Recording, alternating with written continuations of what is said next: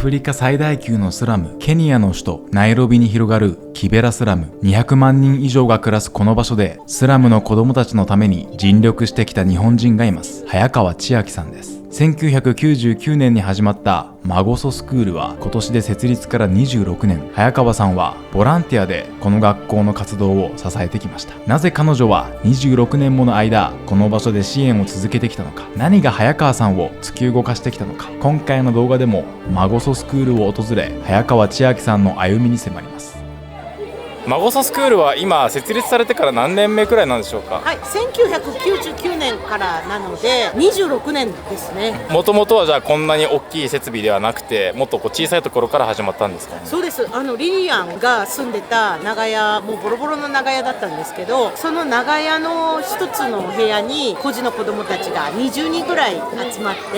て、でそれで始まったちっちゃな寺子屋だったんですね。キベラスラムのそういう長屋のお部屋って家賃が全部発生するから、だからもうリリアンが孤児の子供たちを助けたいけど、家賃を払うのも四苦八苦しながらそれをやり始めてたので、だから私は家賃の心配なく、みんなこのスラムの人たちがいろんな活動、子供たちを助けたり、身寄りのない人たち助けたりできる場所があったらいいなと思って、でここに長屋を買ったんです。19部屋の長屋をここに買ったです。そこから始まりました。なるほど。リリアンさんはじめ現地の人たちが、スラムの人たちのために何か活動したいっていうところの思いを千秋さんが資金面でサポートをしたっていうことなんですかね？そうなんです。まずそもそもリリアンが私の個人的な友達だったんですね。まだ20代の初めぐらいから30年以上前から。で彼女がお父さんお母さんをスラムの中で亡くして孤児になって、とっても苦労してここのスラムの中で生きている様子なんかもずっと友達としてそばでずっと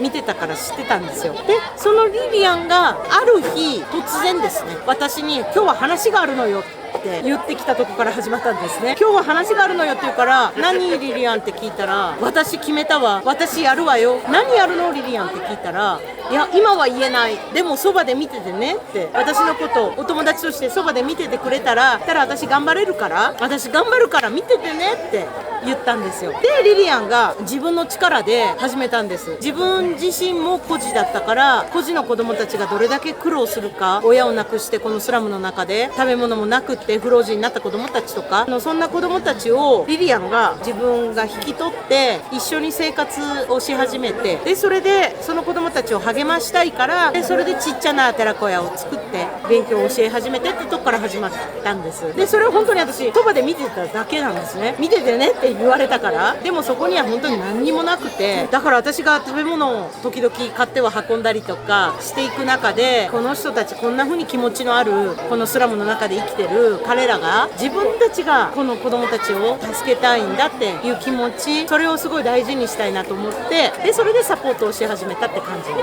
す。そこからもうコツコツと活動を積み重ねてて26年間ですか？すごい長い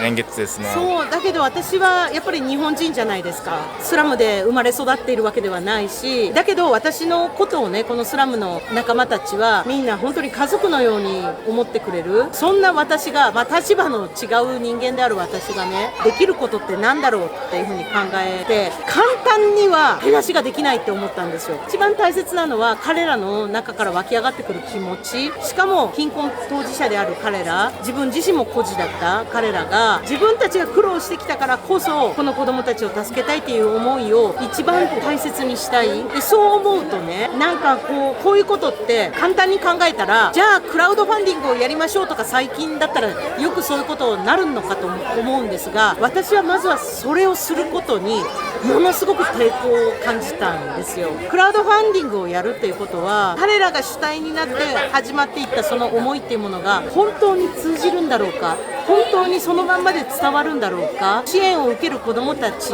や彼らと、あと支援をする人たちの中に何か目線の違いだったり、あと人間としてのなんていうのか、差のようなものが出てしまうような気がしたんですね。で私は彼らのこの思いを一番伝えたい、分かってもらいたいし、人間としての対等な向き合う目線っていうのを大切にしたいなと思ったんですね。だから簡単に寄付を募るっていうことができなかったんです。ずっとできなかった。もう15年ぐらいできなかった。それ始まってからとにかくこの思いをね、それを大切にするために彼らの人間としての尊厳も大切にして、で理解を生んでいくってことをどうしたらいいんだろうって思うようになって、寄付を募るやり方じゃなくってもっと違うやり方でお金を作ろうと思ってやってきました。具体的に例えばどういうやり方でお金を作られてきたんですか？具体的には一番最初にやり始めたのは廃品回収です。ナイロビは富裕層の人たちもいるじゃないですか。やっぱこの貧富の格差ってすごく激しいで、そしたら富裕層の人たちのところには生活の不要品とかたくさん出るんですよ。それを集めて、でそれでここで毎週バザーをやるっていうのをやり始めたんです。でそしたらスラムの人たちも自分たちのなけなしの10円や20円を持って買いに来てくれるんですね。そこに古着とか古靴とかタオルとか、それから日用品とかいろんなものを、欲しいものをとにかく自分でお金出して買ってもらうっていうことを安い値段で、そこでお金を作って食材を買って給食を出すっていうことをやり始めて、それとあとリリアンが足踏みミシンを使っていろいろなものを作り始めてるんです。でそれは彼女がやっぱすごく貧しくって学校に十分行くこともできなかったけど、でも夢がいっぱいあって、まだ当時リリアンも若いしおしゃれがしたい、でもおしゃれをするためのお金はない。でもあんな道行く人たち見てると素敵な服を着てる、素敵なバッグを持ってる、あんなの私も欲しいけどお金はない、じゃあ自分で作ろうって思ってね。でいろいろと彼女は独学で試行錯誤しながら、最初は古着で古いシーツを20円とかで買って、でそこからバッグを作ってみる、服を作ってみるみたいなことをやり始めて、それでいろんなものが作れるようになり始めていたんですよ。一瞬ちょっと子供たちがすぐ給食おかわりみたいな感じですかね。ちょっとじゃあなんか少し場所を移動しますかね。リリアンさんたちが古着とか集めて自分たちで商品を作り始めたんですね。そうですね。そういう古着なんかからも今度リサイクルしてアップサイクルでまた新しい素敵な服を作るとか、そういうこともやるし、ベッドカバーだったり、あとテーブルクロスだったり、そういうのをね面白い刺繍をして作ったりとかで、それを今度地方の方まで、田舎の町の方まで行商して売ったりとかっていうふうなことをやり始めてお金を作り始めた。でそういうのを見て、これは面白いって私思ったんですよ。これは面白いもの、素敵なものを作ったら私も売ろうと思った。でリリアンたちが思い思いに楽しみながら作ってくれたものをたくさん背負って日本に行って、で日本で講演会をしながら売ったんです。だから一番最初に1999年の7月ぐらいがね、私初めて日本に、それまでもう10年ぐらい全然日本に、もう日本がすっごく遠い世界になってたんだけど、でも私はこれを日本の皆さんにも伝えたいなって思って、この諦めない精神だったり助け合いだったり工夫だったり、それをいっぱい持って日本に行ってお話をしながら売ったんですよ。でそれで一番最初の教室を作った。どうしてもスラムに暮らしている人たちとか、あと施しの対象とかそういう風に見られてしまいがちですけど、私も実際昨日スラムを歩いて、皆さん本当にない環境であってもそこにあるものを見出して何かを作り出す力とかエネルギーみたいなものを感じたので、まさにそれを実践されたんですかね。本当にね、諦めないんですよ。どんなにどん底でも手この手でとにかく今日生き抜いていく道を作っていくっていう、そういう彼らの姿に私はすごく感動したし、でもこれをなんとか日本の人たちに伝えたいなって、この命のエネルギーや子供たちの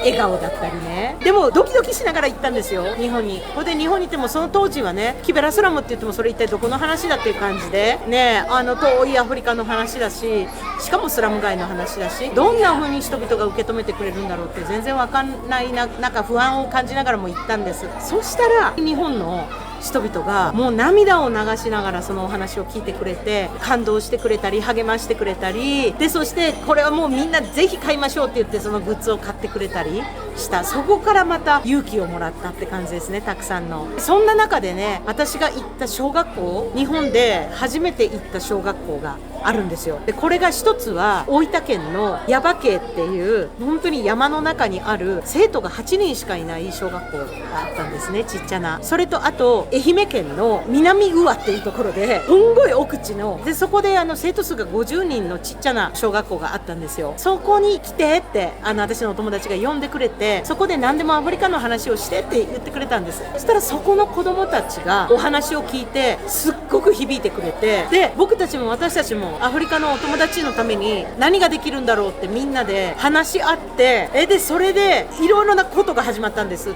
ば募金運動を始めたり、愛媛県の子どもたちはアルミ缶の回収をして、近所の人たちからもみんな学校をアルミ缶集めの場所にして、でいっぱい集めて、でそれ売って200キロとか集まったら買い取ってもらえるとか、そういうことでね、アルミ缶を回収して、で電話がかかってきたんですよ。千秋さん、僕たち集めました、たくさんアルミ缶集めてお金貯めました、7000円貯めました、取りに来てくださいって言われたんですよ。で私ケニアから愛媛県まで取りに行ったんですその7000円のお金を取りに行って、それを受け取って帰ってきた。耶馬県の子どもたちからも募金、みんなが頑張って貯めたお金受け取って帰って、でそれで作ったんです。最初の子どもたちの椅子を作った。最初の50人のマゴソスクールの生徒たちの椅子に一人一人の名前を全部入れて、これがすごく私は力をもらった、勇気をもらった。そんな風にしてマゴソスクール始まりました。思いが託されてるお金だとね、ただこう施しで出されるお金とは全然エネルギーが違いますよね。そうなんですよ。そのために日本に行くためのチケット代がたくさんかかってるまあまあそうではあるけれども、そうだよ、それはそれなんですよ。それよりも大切なお金だった、そうやって受け取るお金がただのお金じゃなくて、そこにいっぱい思いとたくさんの命の力や励まし、いろんなものが入ってた。そんな風にして日本中の人々とつながりながら、たくさんの励ましいただきながら、これがこうやって大きくなっていったっていう感じなんです。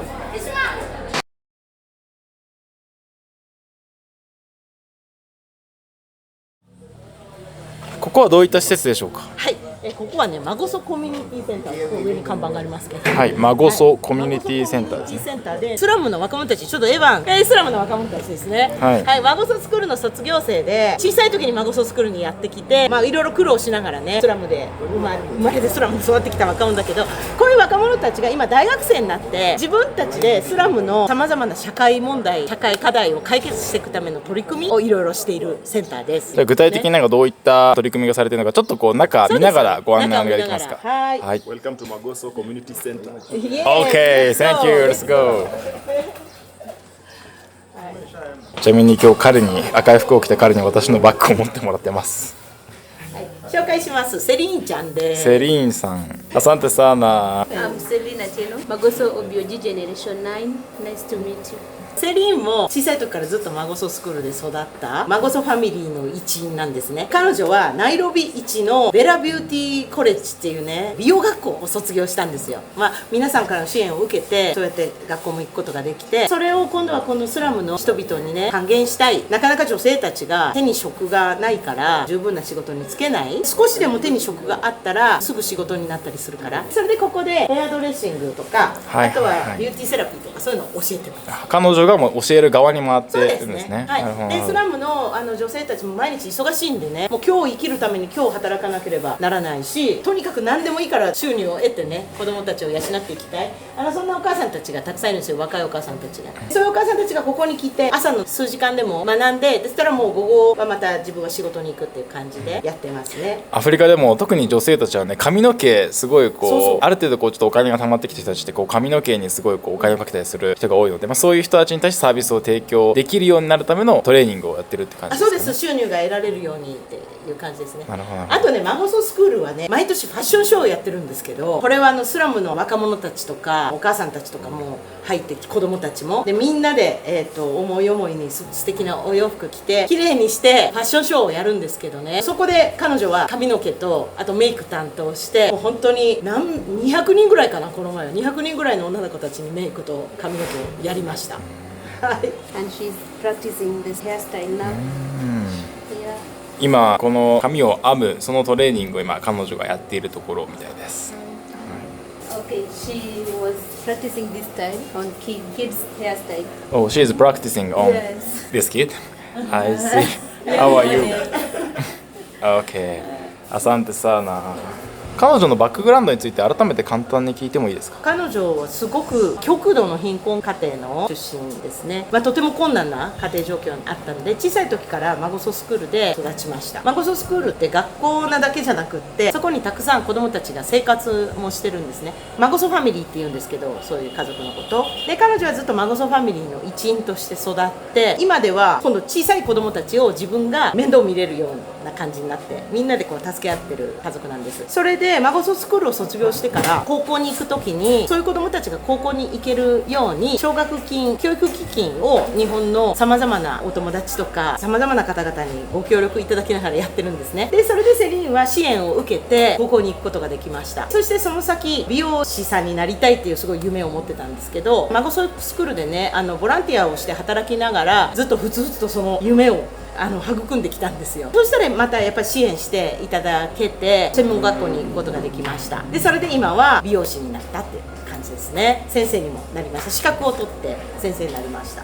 I'm proud. I decided to do hairdressing and beauty therapy because more girls in our area like beauty and they like being beautiful, and I thought when I do that I'm going to earn, since they're going to come for services to me. キベラスラムの中でね、さまざまなイベントがあったり、例えば結婚式があったりパーティーがあったり、するんですよね。でそういう時にみんな綺麗になりたいし、おしゃれをしたいし、なかなかそれができなかったりするけれども、それをお手伝いできるっていうのはすっごく嬉しいことだし、そういう時すごく自分がこれが私にはできるんだっていうのを誇りに思える、すごくとっても誇りに思ってます。 Thank you so much. Asante sana. Thank you. Thank you so much. Yeah. Thank you.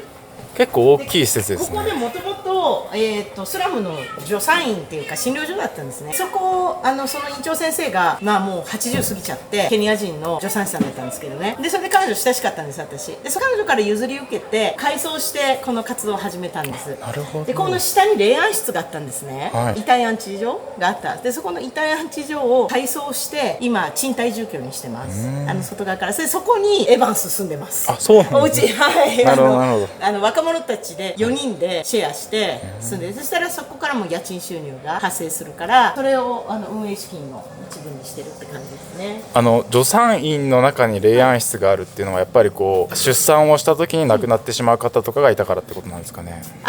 ですね、彼女は助産師だったんだけど、まず看護師で看護師をしながら働きながら学校に行って助産師さんになった方なんですよ。やっぱり女性たちを助けたいっていうことでここで助産院を始めたんですが、ただもう何もかもやってました。なるほど。例えば撃たれた人だったり切られた人だったり事故に遭ったり、あと病気だったり病気の休館なんかもやってたし、もう何もかも子どもたちの病気もやってたしっていうのはね、このスラムの中って病院お医者さんがいないんですよ。で診療所なんかがあってもお医者さん来てくれないんですよね。でそれで大体なんか複雑な病気とか怪我とかなんかの時には国立病院行ってくださいって言われるんだけども、でもみんなお金がないから行けないんですよ。だからここにいつも来て、もう夜中なんか特にもうたくさんの人たちが来て助けてもらってた。で亡くなったのはね、私の友人もここで亡くなったんですけど、彼の場合は火事で大火事がここであった時に私たちの子どもたちをレスキューしてくれて、火の中にもう飛び込んで子どもたちをレスキューしてくれて、でそこでもう倒れて、その場で亡くなった。だからで遺体安置所があったんですね。なるほど。もう本当に病院として使われていたっていうことですね。そうです。看護師だったけどお医者さんじゃないけど、すごく頼りにされてたんです、この地域の人たちから。ここはどういった場所でしょうか。はい、なんかパソコン作業されてます、はい、ここはですね MYC テックアカデミー。 MYC っていうのはマゴソユースセンターの略なんですけど、マゴソユースセンターテックアカデミーって言ってプログラミングの学校です。マゴソスクールの卒業生がカリキュラムを作りました。半年間のカリキュラムなんですけどね、今5期生が学んでます。本当パソコン1回も触ったことがなかったっていうような子たちがここに来て半年間学ぶと、半年後には携帯のアプリが作れたり、あとはウェブサイトが作れたり、あとオンラインのショッピングサイトが作れたりっていう風な感じでインターネットを使ってもうすぐに仕事ができる。2クラスあって、コーディングのクラスとあとノーコードって言って、はい、コーディングはしないけれどもすぐにそれが仕事に結びつく技術を身につけることができるっていうクラス、2つのクラスに分かれて今やってます。すごいですね。日本人の方がイメージするスラムとかで聞いたらなんかもう貧しいとかこうイメージする人多いと思いますけども、スラムの中にある学校でもプログラミング学んでる、だからもう将来のエンジニアがいるってことですもんね。なんていうかね、そうですね。まずね、スラムの若者たちの一番のジレンマって学校に行ってうんと頑張って勉強しても高校行っても大学行ってもなかなか仕事に就けないっていうことなんですよね。でそもそもがこのスラムの若者たちはじゃあ高校に行きたくても大学に行きたくても家庭が貧しくてそのためのお金がなくって進学もできない、たとえ行ったとしてもなかなか就職がない。でそんな中でスラムの若者たちってどうしてもここは身の回りに犯罪組織とかも普通にある生活圏だから例えばギャングのグループに入っちゃったりでそういうところで強盗団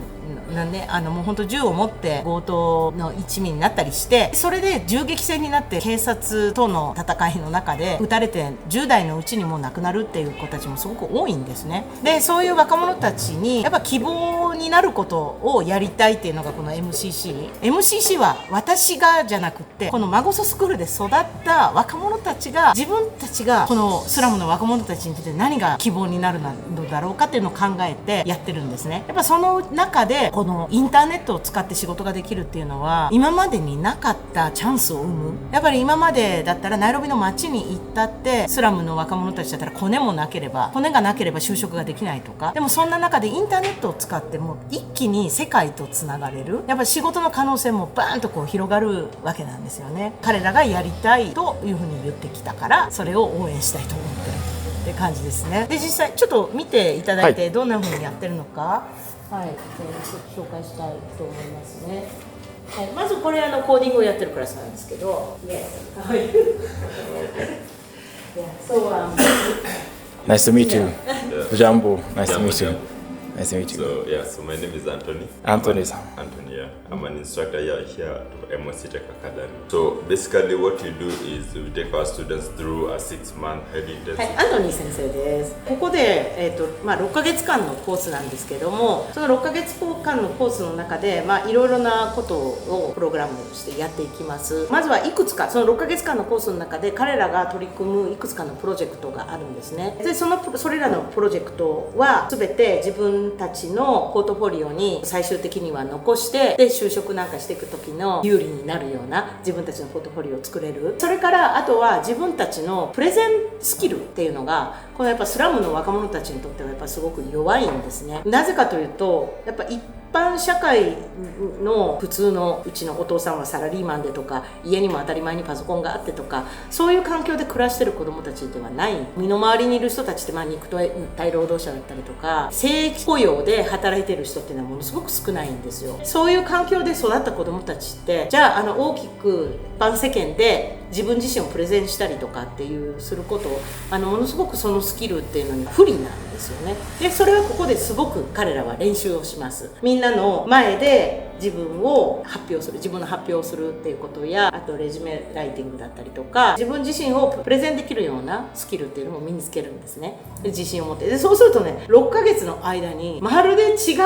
人間になったかのように堂々とみんなの前で話ができたりプロジェクトでは何を行うかっていうとこのスラムで生まれ育った若者たちにとってはスラムに一体どんな問題があるのかみんな人々がどんな問題に接して日々を生きているのかそういうことを一番よく分かってるわけですね。じゃあそれを解決していくために今までなかったテクノロジーを使って社会課題への解決策を見出していくそれをやろうとしてます。だから今まで一人一人が自分たちでアイディアを出してそれでプロジェクトを作っていくんです。プロジェクトを作ったらそれを今度みんなの前でプレゼンをするっていう発表会みたいなのがあってですねでこの発表会はこのクラス単位だったらばもう毎日やっているんですけど6ヶ月間のコースの中で中間プレゼンとあと最終プレゼンの時には外からの人たちも招待して見ていただくようにしてるんですよ。ここに書いてあるノートはこのトレーニングの施設にですね来た時刻と帰った時刻が皆さんの名前と一緒に書いてるんですけどこのタイムイン到着時間見るとね朝6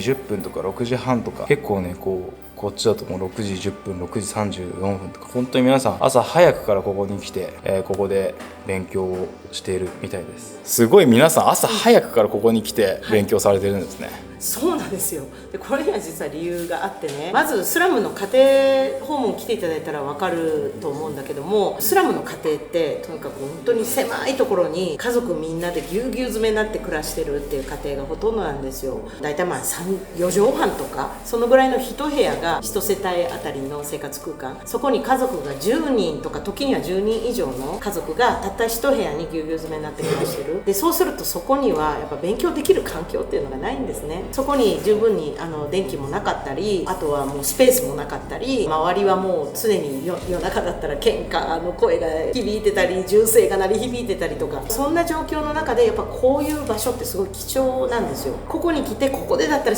勉強に集中できる、ここでだったら電気もある、で夜も勉強ができる。だから本当に熱心な生徒たちは朝ものすごい早くからで、あと夜も遅くまで学んでたりするんですね。これはマゴソスクールでも同じで、マゴソスクールも学校で実は6時からやってるんですよ。朝6時から子どもたちが勉強しに来る。これなんでかっていうと、まずお母さんたちも朝4時とか5時からもう仕事に出ていく、まだ真っ暗なうちからで、あとは夜勤のお父さんが帰ってきたりとか、もう家に安心していられる状況っていうのがなかなかないんですよ。で学校に来たら学校でだったら集中ができる、そんな感じですね。